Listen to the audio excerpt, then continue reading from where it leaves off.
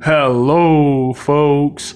I'm Detroit Miracle. Yes, and indeed. Right now, I am here to review the trailer for the 1988 epic film called The Last Temptation of Christ.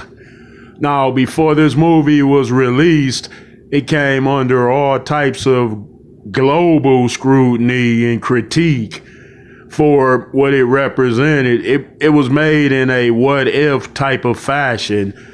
I must admit that I saw the film originally and the film was serious and I enjoyed it.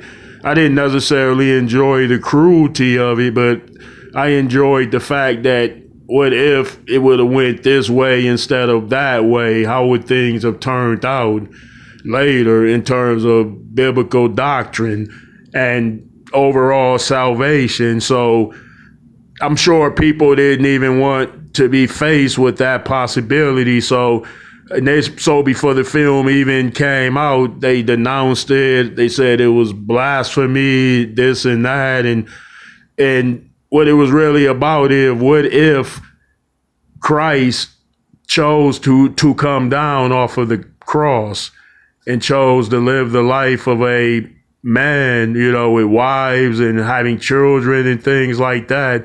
So the movie took us into that direction in terms of like, what if this happened? They didn't say that it actually happened in terms of it really happened in biblical terms, but they were saying like, what if it happened? So that built a lot of controversy.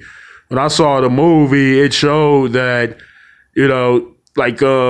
Christ coming off of the cross initially would appear like salvation for him in terms of him being saved that way. He would interpret it as God saving him that way and giving him the life of a man, a life of, happiness, family, accomplishment in another type of way in terms of how a regular guy would receive that.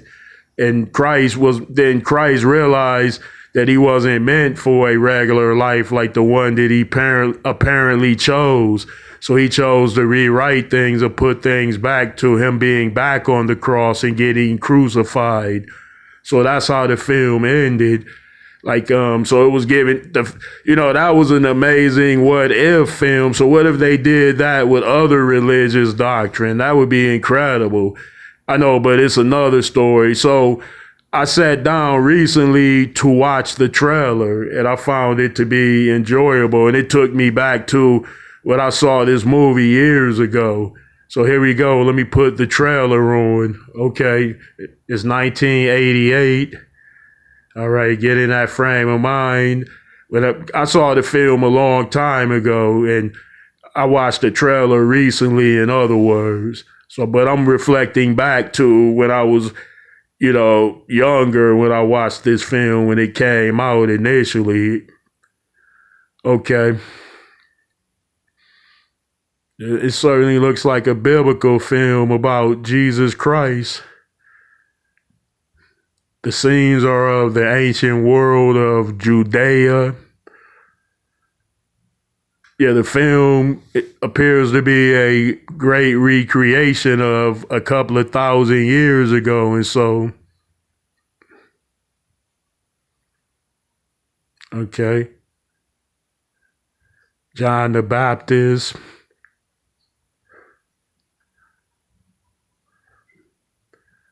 Okay, William Dafoe starred as Jesus Christ in this movie. And I must say that he did a good job. And the actor Harvey Keitel starred as Judas in this movie. This movie showed a different type of take on Judas. Then it showed Judas not as a super greedy, opportunistic snake that would do something like that purely for greed, but he did it for something else.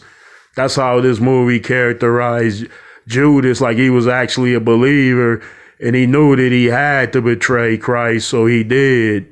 So Judas wasn't necessarily characterized as the worst type of despicable person in this film, which was the last temptation of Christ.